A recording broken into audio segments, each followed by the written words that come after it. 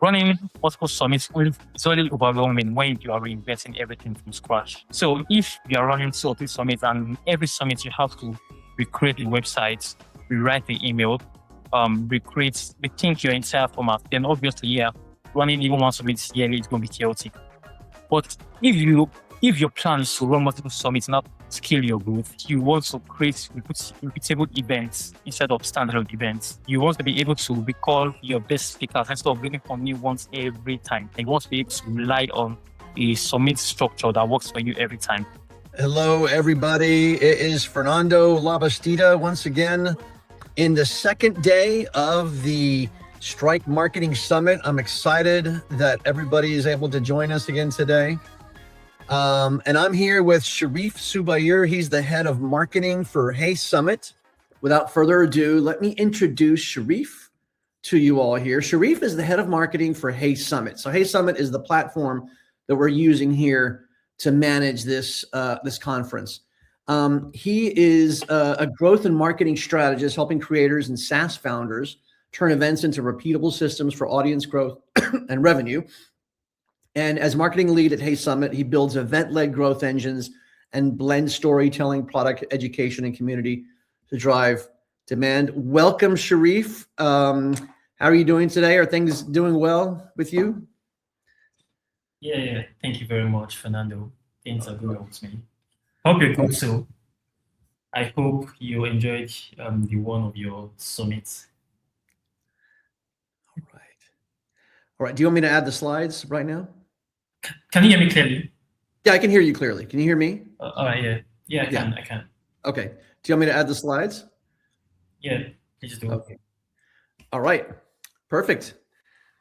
Take it away, Sharif. Thank you everyone for joining this session. I'll start by introducing myself. So my name is Sharif and I am the marketing lead at HeySummit. And at HeySummit, our mission is to give creators and entrepreneurs the resources and technology they need to grow their audience, to grow their authority, to grow their revenue through virtual events.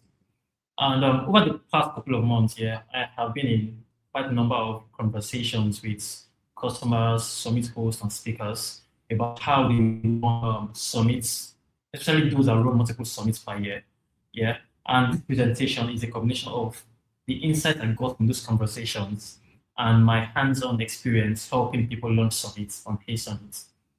So my goal for this session here is to successfully share my POV on why I think summits are the highest leverage growth tactic you can implement for your business and how you can do them at scale.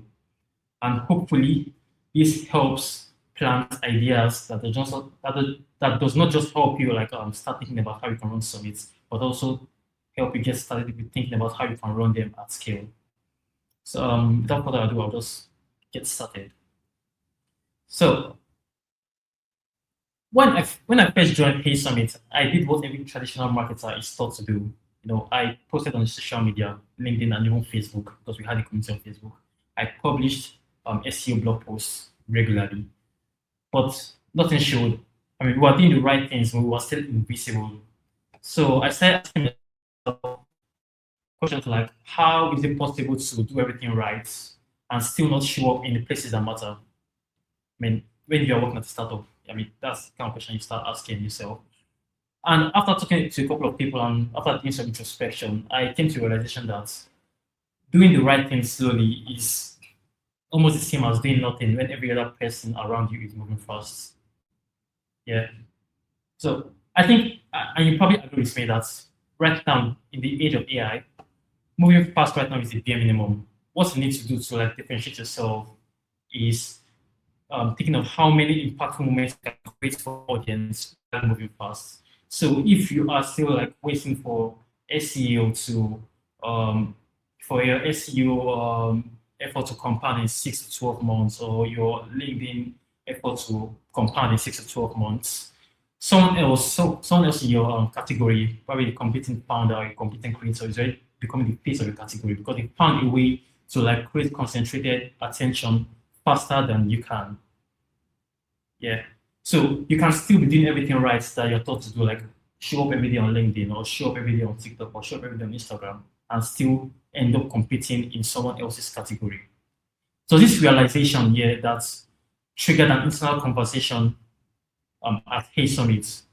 And this conversation led to us rethinking our POV and also led me down the lane of researching the topic of um, running multiple summits per year, which has also led me here.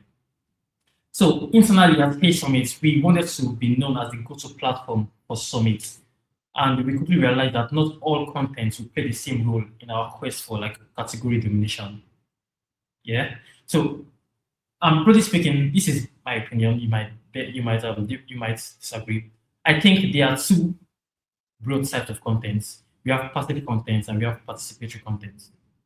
So passive content are the ones that you are familiar with: your blog posts, your LinkedIn posts, your videos, your carousels, your short form contents. I mean, these type of contents are designed for consumption. They inform your audience, they build awareness, they influence decision, but they are always at the mercy of an algorithm. So you could spend hours and hours making a brilliant blog post or a brilliant LinkedIn post, but if that platform says that you do not get any visibility this time, well, that goes your hope for attention. You can't do much about it. You have to go back to the drawing board.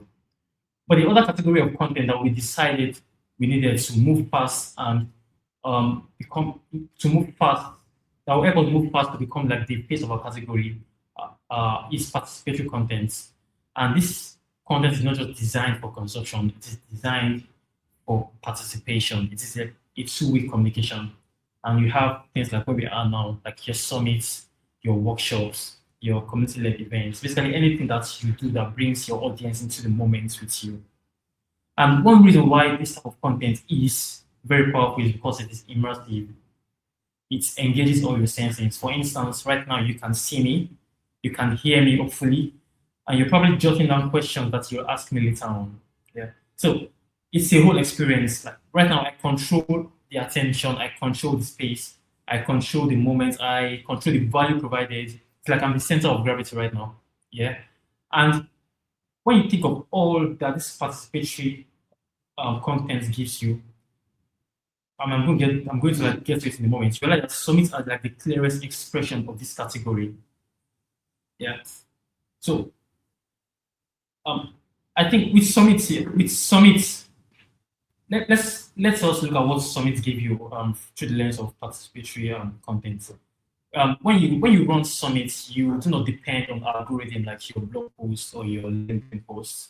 I mean, we are here not because Google or ChatGPT's algorithm decided that you get to see the Strike Marketing Summits.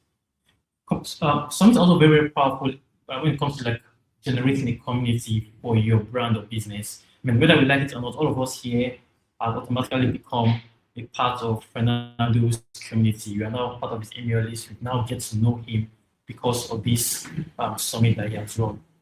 And summits are also like category defining. And I will also expand on what I mean in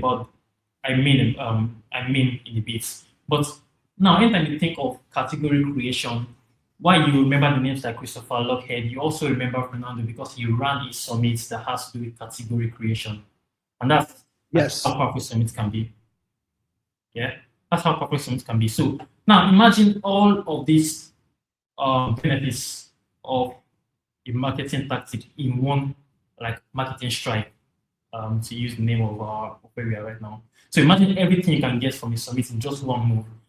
That's how powerful it is to like run a summit. Now, I also want you to imagine kind of results you can get if you run a summit like multiple times per year, like 2 or 3 times per year. So you have like exponential visibility, exponential growth in your audience, exponential growth in your reputation and thought leadership, exponential demand because you're reaching more people that are coming to you because they want to learn about what you do and how you do it and how it could help them. Yeah. So I mean, that's just what running one summit can do to you. And over the next couple of minutes, I'm going to be sharing what I've learned talking to people that run multiple summits per year about how they thought about running their summit in a way that is efficient for them. But before I go into that right now, I also want to talk to people that are skeptics about how easy it will be to run a summit topless or like 2 or 3 summits per year. Yeah. So while doing my while talking to customers and some event organizers, I repeatedly came across 3 misconceptions and myths about running summits. Yeah.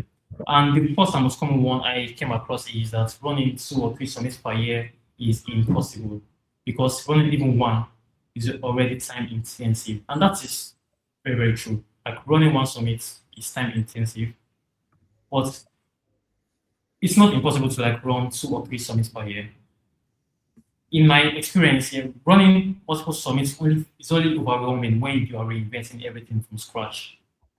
So if you are running 2 or 3 summits and every summit you have to recreate the website, rewrite the email, rethink your entire format, then obviously, yeah, running even one summit yearly is going to be chaotic.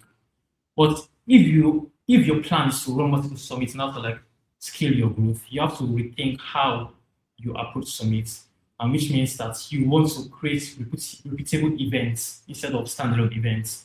You want to be able to reuse your landing pages. You want to be able to recall your best speakers instead of looking for new ones every time.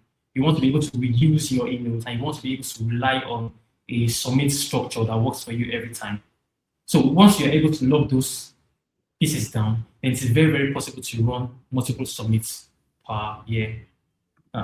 The other myth or misconception I came across while speaking to customers are say my audience is too small or my niche is too small and my topic is not a big one. I don't know how many sessions I could organize around this topic this niche I am in. And I love this one because I have a direct rebuttal for this. Because one of the biggest summits from the HeySummit is for a really, really niche audience. There are people that love pivoting. So I think if a niche that's specific, a niche about the love of creating can bring thousands of people per year, then your category is probably not too small yet. And also, if you think about it, as long as you have a shared passion, a shared challenge, a shared goal, you can build a summit around any topic. And you probably agree with me that the more specific the goal is, the more specific the audience, the more specific the sense of community, the stronger the excitement is when people gather around to learn about the topic. So I do not think that if your niche is too narrow, you cannot organize a summit around it. I think it's even more powerful to run a summit around a narrow niche because people they feel a stronger sense of community. And the last common misconception that I came across are people, and this one was quite a lot, with people thinking that it's not time for them to host a summit or they are not big enough, they're not yet a thought leader, or they're not confident enough to host a summit. And I think this one is fair. Everyone has like had this doubt run through their mind at one point or the other. You've questioned if you are the right person to do a particular project, or if you have enough ability, or if you run the event and no one comes, or what if you look inexperienced and things like that.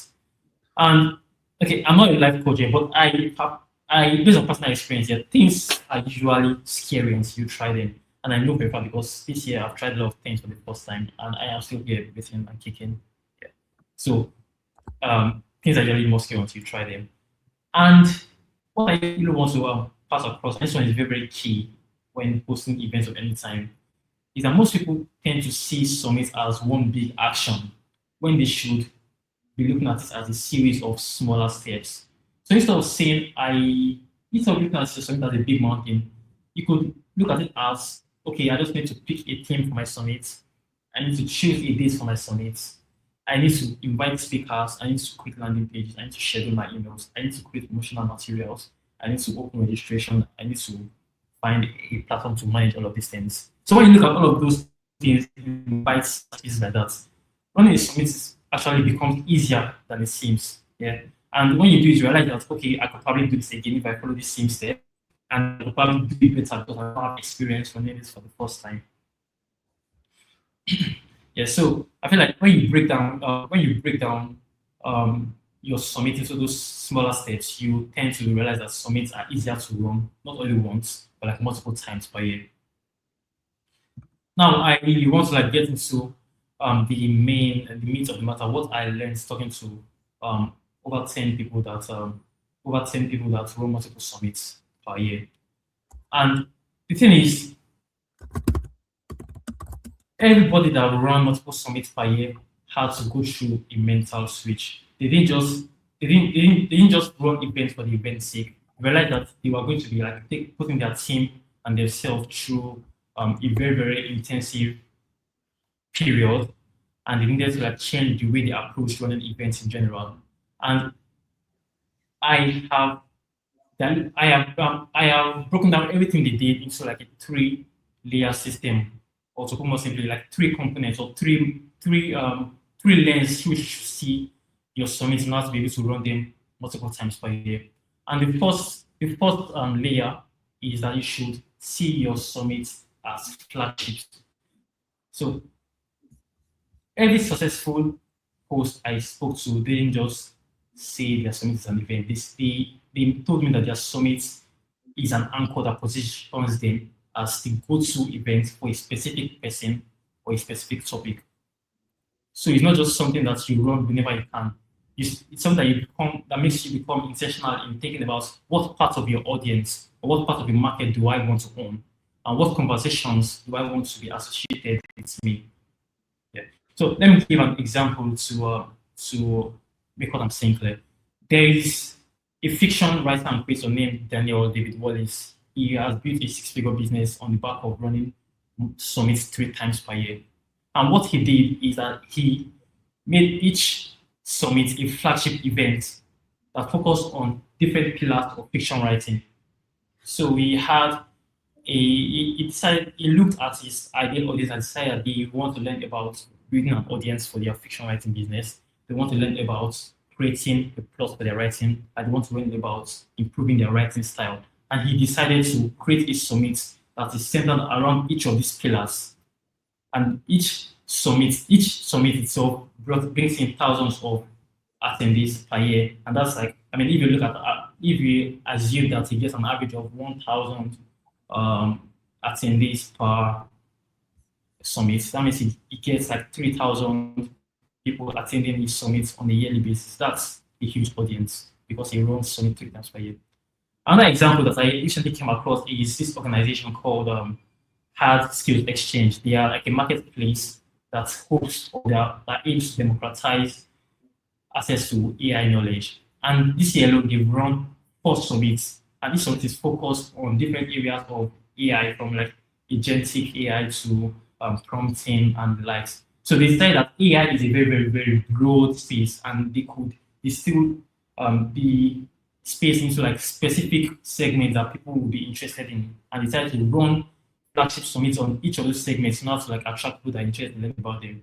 So once you shift away from thinking of summits as the only thing that everybody like Salesforce or Slack does, and instead of think of it as flagship events for specific audience or specific topics in your niche, you realize that it's easier to like run multiple summits that way that attracts different people and improves your thought leadership.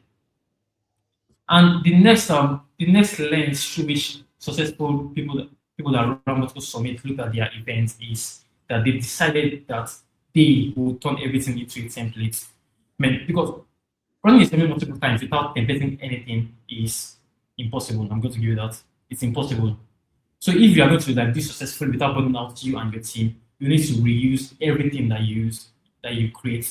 So from your landing page, your emails, your speaker pages, your session formats too. I mean, you have to decide if you want to do roundtable throughout, or if you want to do roundtable workshop, or if you want to do pre-recorded conversations, or you want to do live conversations. Yeah. Because when you make all of these decisions beforehand, you already eliminate future decisions that you have to make for future summits, which makes it easier for you to run the summits. And if you create all these templates, you can then reuse them for the second, third, or fourth time without having to recreate everything from scratch. So maybe the first time it takes you 60 hours to create a summit, but because you've created the asset the assets in the first place, you can then reuse them for the second and third summits in that year, and then reduce the time it takes you to run your summit to like, I don't know, maybe 30 hours or even lesser.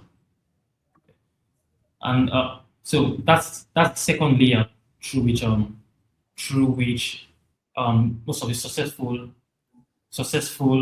hosts that I spoke to look at their summit that enable them to like run multiple summits per year.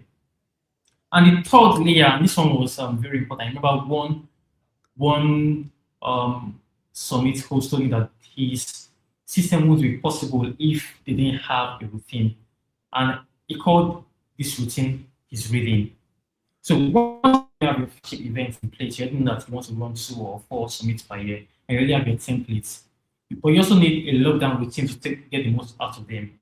Because if you are not comfortable doing the same thing every time, knowing that that thing will provide results, it won't be possible for you to like consistently do your summits where you need to. So when I talk of routine, I'm talking about things like your run of show, like when must your speakers be identified and booked in order to get them not to have them in their sessions when you need them to be. Like when should registration be open now to like get the amount of attendees that your goal that you target, or when should promotion starts, or what do you do with attendees after the event? After the event, do you just leave them and speak to them sporadically, or do you send them a follow-up offer to your community or to your products? Yeah. So all of this needs to be locked down even before you start creating your websites or your emails. You have to understand if you're going to run multiple summits per year, you're going to be going through the same motions, the same steps, the same patterns every year. So it's a boring process. It's boring. It's not something that you just change on a whim because you feel like you want to do this thing. But very, very crucial to this is finally very crucial to be able to like successfully run multiple summits per year. Sharif, yeah.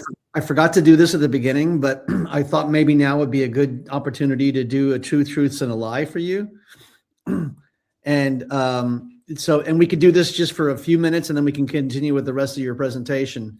And Sharif has a premium giveaway to give. I don't know if you wanted to talk about your premium giveaway just briefly. Oh yeah, I think we're going to do a quiz here. So for the winners of those quiz, if they're interested, they're going to get like a 50% of HeySummit. So usually a 3-month offer for HeySummit is I think $198. But if you are one of the chosen winners of the quiz that Fernando has planned for you, you are going to be able to get HeySummit for $99 instead. Instead of $221. Instead of $221, it'll be for $99 for 3 months, right? Or yeah, for 3 months. Yeah, that's a special deal. Okay, so look, let me stop sharing this and put this up. Let me put the slides back, and I will also add the truths and a lie. So Sharif has never left Nigeria. That's one fact. Sharif is a Swiftie, and by the way, my daughter is a Swiftie too. And Sharif can play the piano with one hand. Please type in the comments which one is the lie. Kathy Jo Facto says this is a good explanation. Okay, perfect. So which one is the lie? Go ahead. The first one to answer the lie correctly gets. Do we give this person the offer of the special deal? Yeah, I mean, as many we could say first 5 people. Yeah. Okay. Let me see. All right. So which one is the lie? Sharif has never left Nigeria. Sharif is a Swiftie, and Sharif can play the piano with one hand. Okay. Judith says number 1 that he has never left Nigeria, and Amber says that he has never left Nigeria. That they think that's the lie. Okay, come on, somebody else comment. Anybody else care to comment? Come on, we went. Okay, Kathy Joe. Victoria Westcott says that he is a Swiftie. That's the lie. Yeah, I think that too. That's actually what I think as well. It's like, how can a guy be a Swiftie? Just kidding. I was like, okay, both genders can be a Swiftie, but okay, come on. Anybody else? Anybody else? Okay. I think we have all the answers that people are willing to give. I think there's still some people that are kind of like, they just want to watch it and they don't want to participate. So Amber says that he has never left Nigeria. Same with Kathy Joe. Same with Judith Magono. Victoria says that he's a Swiftie. That's what I believe. Why don't you give us the right answer? Well, no one got it. I can't play the piano with one hand. I can't even play the piano at all. You can't play. That's a truth. Okay. I am a big Taylor Swift fan. It's Okay. not my number one artist on Spotify for the last 5 years, so I'm a big Taylor Swift fan, and I have never left Nigeria. Okay, perfect. So nobody got it right, but you can still give your giveaway, make it available to the people who answer the. Let's just say that he can give it away to everybody that actually dared to answer the question. They all get access to this special deal, and I will go ahead and email me for those who actually responded with. I mean, if you're looking to run a summit next year, you can see maybe that the first 10 people to reach out to Fernando about the premium offer and just like get the deal. Okay. Go ahead and reach out to me and I will. Okay. So why don't you go ahead? Sorry to interrupt you there, Sharif.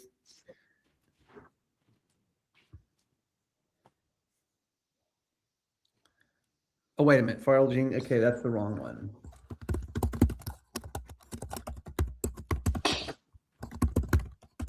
That's the right one.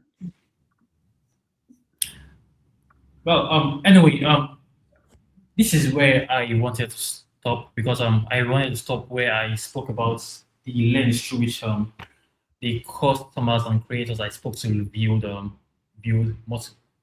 multi-summit system. So to reiterate what I said that if you are thinking of running multiple summits per year, you have to move from thinking of them as just general events and start thinking of them as flagship events. So start thinking about what segments of my market or what topic do I want to be known for, and try to create anchor events for those people or those topics. When you think about your own industry, you probably realize that there are multiple segments or multiple areas of interest that you want to own, and this is like a starting point for running multiple summits per year. Then when you decide that, when you start creating your events, you also want to ensure that you create repeatable assets. So when you use a platform like HeySummit, you can always reuse your landing pages, your websites, your speaker pages, your emails, and every other thing. So templates are really, really key to successfully running a multi-summits event system per year. And the last really, really key layer is you have to be very, very comfortable with doing boring things over and over again. So you have to be really, really mechanical about how you do things and when you do things. So when do you reach out to speakers? When do you need their content by so that you can add them to your page? When do you need to start promoting your summit? When do you need to start each session of the summit? So all of these things need to be documented and they form your routine. So that's where I want to end my presentation. So if anyone is looking to run summit, or if anyone has any questions about how they can get the most out of summit, I'm willing to hear questions and answer them right now.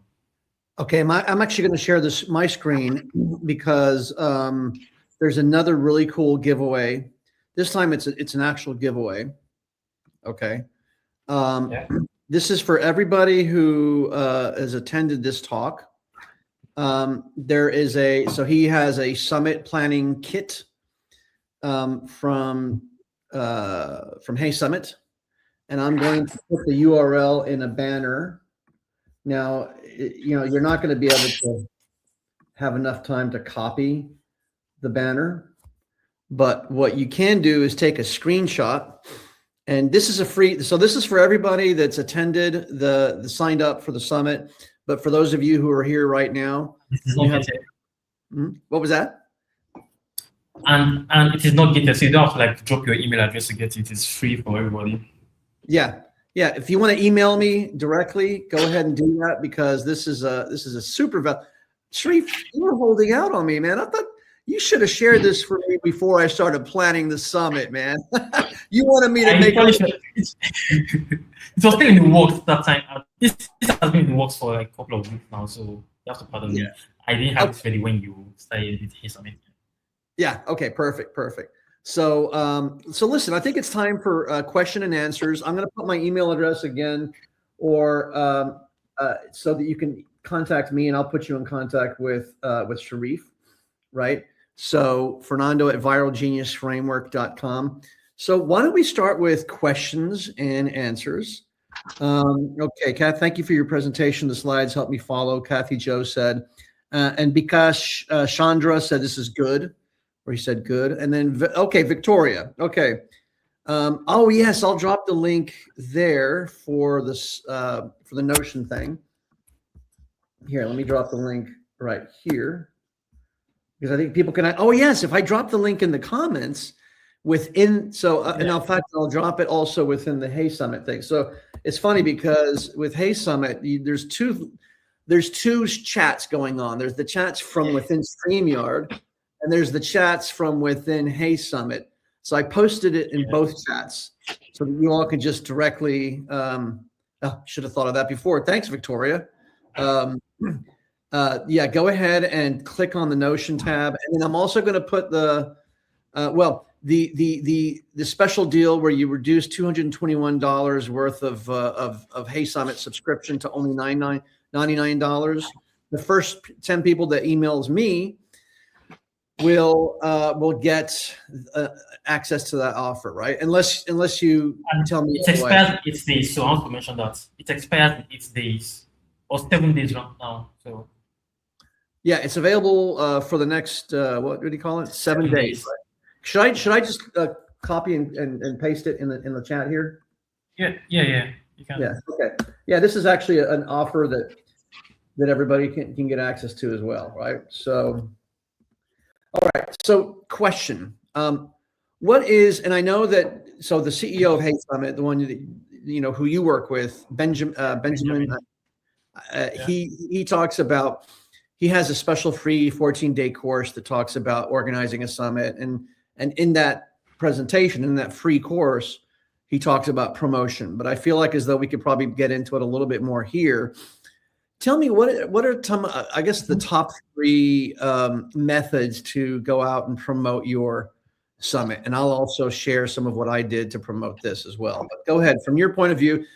Since you're the platform that helps people organize summits with your platform, you have access to hundreds of people who are summit organizers. So, what are the top 3 methods that people use to promote summits? So, and I'm not going to speak about like paid promotion, because that's like the traditional one where you just run ads to your summit here. But the most common promotional channels for summits that we have seen is, the first one is this, borrowing the audience of your speakers. Yeah. So when one of the biggest advantage of running summit is that you can gain an audience even if you do not have an audience of yours. Yeah. So when you invite multiple people to come and speak at your summit, the assumption is that their audience also aligns with yours because they're coming to speak at your summit. So if you tell your speakers to help you promote their sessions or the summit to their audience, it's usually like a very, very effective way to get attendees for the entire summit, because these people already trust the speakers that are coming to speak at your event. And by that, you are able to like share their authority or leverage their authority to build your own audience. So that's like one of the most powerful way to promote your summit by borrowing other people's audience. The other one, this one is an interesting one because I spoke to is summit code that do not run ads for a summit. Instead, it turns its speakers and partners into affiliates partners here. So they bring the attendees and they get a cut of the tickets fees. So that's one a very, very good way. So if you have I don't know, communities as partners. So let's say you're a marketer and you belong to Slack communities or Facebook groups here. You could reach out to the admins and tell them that you want to be them on as an affiliate. So when they bring in, so they get a cut of every ticket sales that their community members come in, and you don't have to pay them beforehand. So it's like a zero risk option for you. You only pay once you get attendees for your summit. So those are so like most creative way I've seen people like promote their summits. Another one is if you have an audience of yours, like your email list. Your email is usually like one with the highest conversion rate because these people already trust you, they trust the content, so they usually convert quicker and better than other channels. Yeah. Yeah, and one of the ways that I used, so yeah, I did ask my speakers to, and I would say about 80 to 90% of my speakers did promote it to their audience. The most effective, so there were some speakers that promoted this on their LinkedIn or on their social media, and others that promoted it to their email list. And I had another one invite me to speak at a they have a weekly office hours thing. Okay.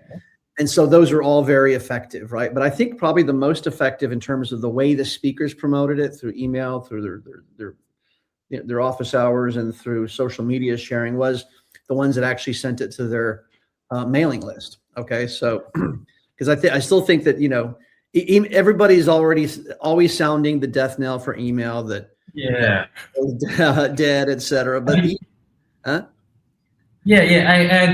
agree. I think you should always be your email list.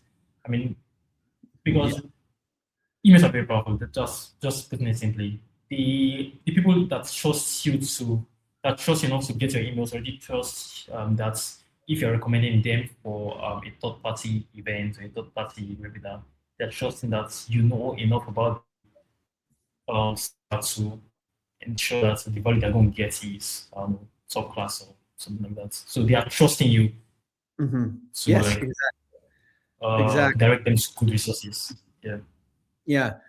The other method that I used was I reached out to people that I knew, either friends or people that I had just gotten to know who had large email lists. So these are third-party partners. And since I didn't charge for this is a free summit, there is no incentive for them to share it and be an affiliate and make a commission. So they were doing it. And the way I couched it, the way I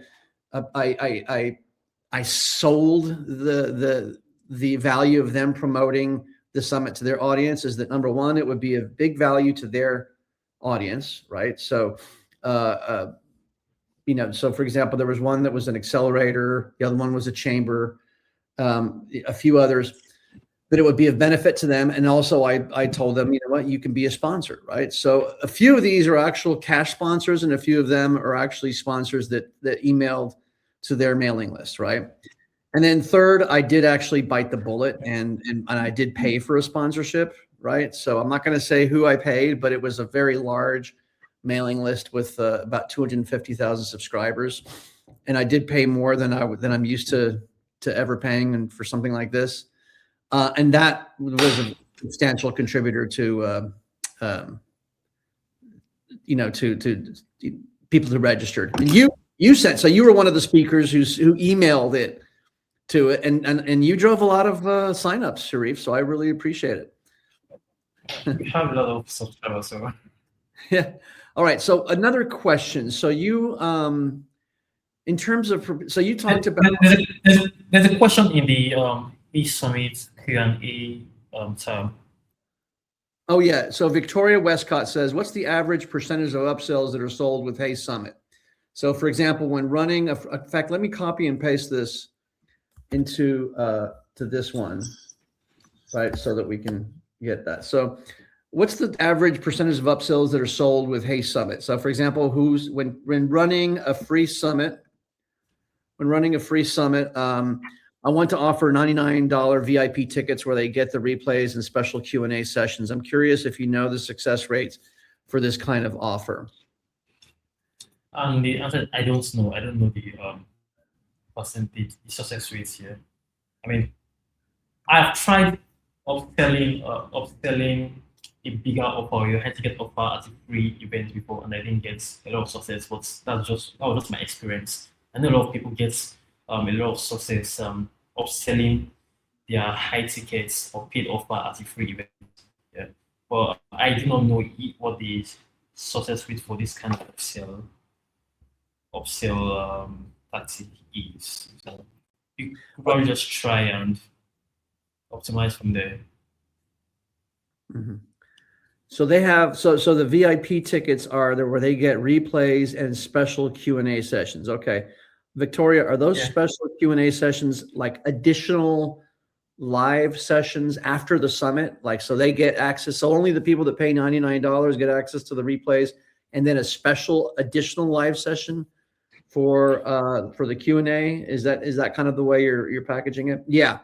For only VIP members. Okay. So she said that, yes, she's offering a special Q&A session, live session for VIP members. Okay. That's super cool. That's super cool. And by the way, Victoria, her business is that they train, and Victoria, please correct me if I'm wrong, but your business trains cleaning companies that provide cleaning services to offices and homes, et cetera. You train them on how to run their business, basically, how to build a cleaning business. Is that correct? Yeah, I think so. So, sorry for interrupting you. Victoria, I'm going to share. I don't know if I can share it in this chat. It's a PDF file. But last year we released a report on like the event revenue trends on HeySummit, and actually, like a lot of people like got some had a little bit of success, like upselling add-ons, upselling paid offers with their free events. So I don't know if I can share this particular with you. Maybe I should just read it out.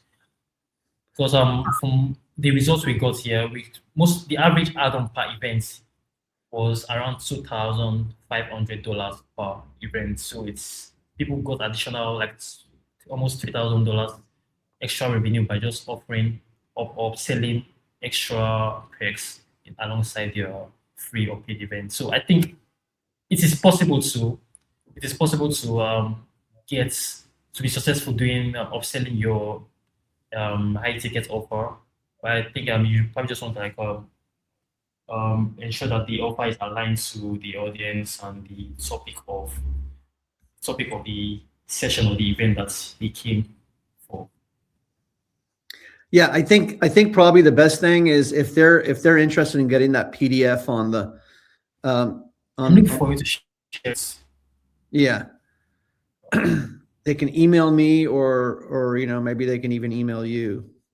But yeah, and Victoria just confirmed that their business is helping aspiring entrepreneurs build boring cleaning businesses that pay the bills. Hey, maybe it's not that boring. It could be fun. Boring is good. Okay, boring. But very cool. Any other questions while Sharif is sending is doing the PDF thing? Let me see, and I'm checking both areas.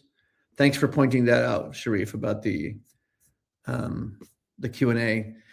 The other question that I had is, when you make, the difference between having, relying on SEO and social media sharing, et cetera, and organizing an event like a summit is you can really accelerate results with a summit, and you have that sort of real-time interaction. Have you, has there been any studies done or anything that kind of measures the impact of the engagement, the human engagement that happens within events, within summits, as an impact on your business? Or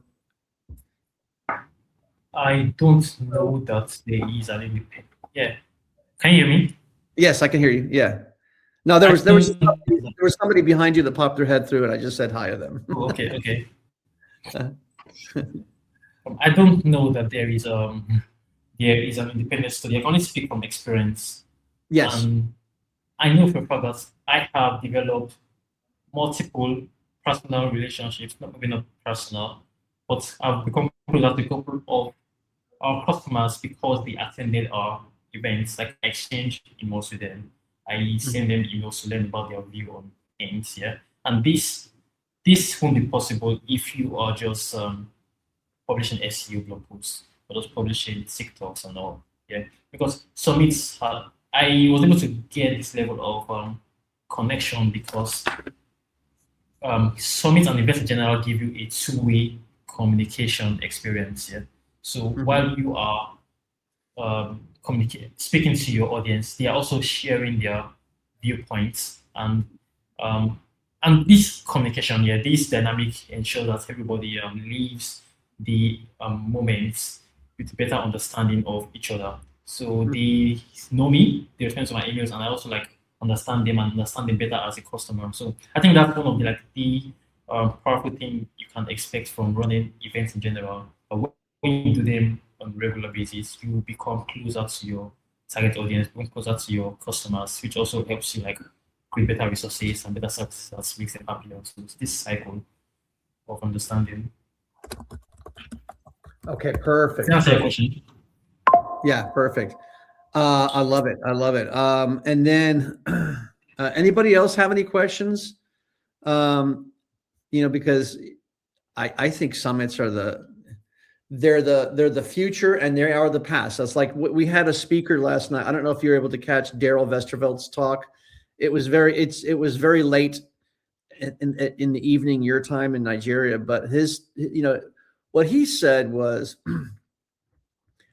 summits come and go. So like there are some times when summits really start to have experience a peak, and then all of a sudden everybody's doing summits, and so then you got to do something different. And he talked about doing challenges, right?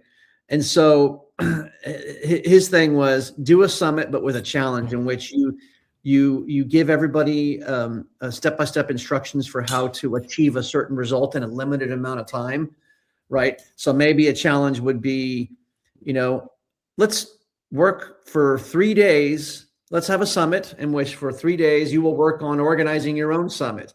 And by the end of the summit, you would have already invited your first, 10 speakers at your own summit. So that's a challenge, right?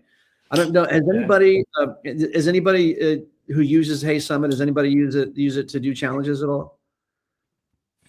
Reminds me of someone who started Summit by organizing how I put it, a hunt, a virtual hunt. So you ask people to attendees to like search for organize a contest where attendees search for clues or yes. like a scavenger. Like a scavenger. Yeah. Yes, that's interesting too. That's really cool. Yeah, scavenger hunts are great, and they're different. They break the monotony of what your social media stream, right? Oh, that's interesting. That's different, right? And anyway, well, Sharif, I am really pleased that you agreed to speak at this event. So just a little bit of a backstory.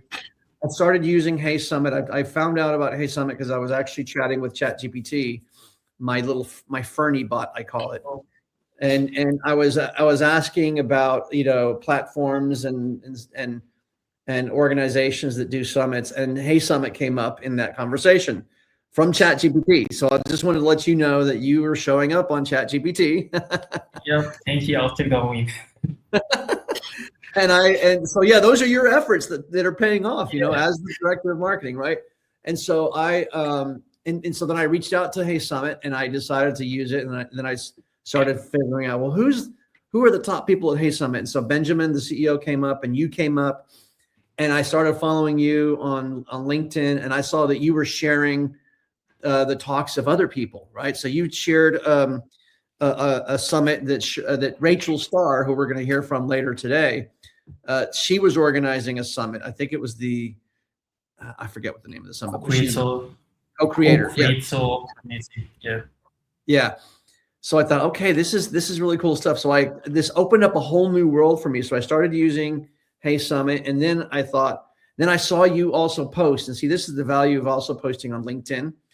I saw you post about your summit as a system, your summit is a system thing. And I'm thinking, well, that's very much aligned with the strike marketing strategy, with strike marketing methodology. And so I reached out to you and I asked you, it's like, oh, I hope he says yes. And you said yes to being a speaker. So I really appreciate that. It's my pleasure. Yeah. And so everybody, I just wanted, you all to give an internal round of applause. I know we can't hear your applause, but everybody's doing it anyway. Thank you so much for joining us, Sharif.